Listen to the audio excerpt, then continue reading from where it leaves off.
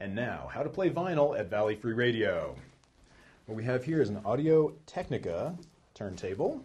And things you need to know, you put it on there, turn the power on. That's been a non-stop source of trouble, people forgetting about the power.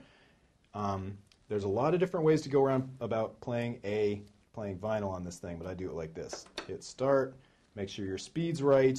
I'm going to pick it up with the, make sure it's picked up with the little arm lifter. Find a track, drop the needle.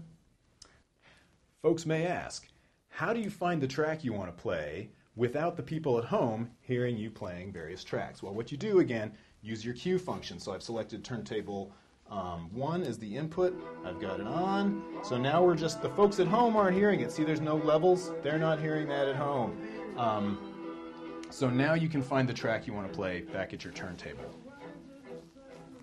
So that wasn't the track we want. Let's say it's the next track. Pick it up, scoot it over, let her down. Okay, scoot it a little more. There it is. Now once you hear it, stop. And contrary to what your mom said, you can play this backwards a little bit without injuring it. On this professional grade turntable, you can do that. Turn it till you don't hear anything and go another, I go a half a turn because I'm conservative. That way, when you hit start, listen for it. When you hit start, you won't hear it starting up. The alternative is, if you leave the record cued right to where it's already playing, this is what they'll hear at home. Which has its own groovy charm. So that's basically how you play a record on the air.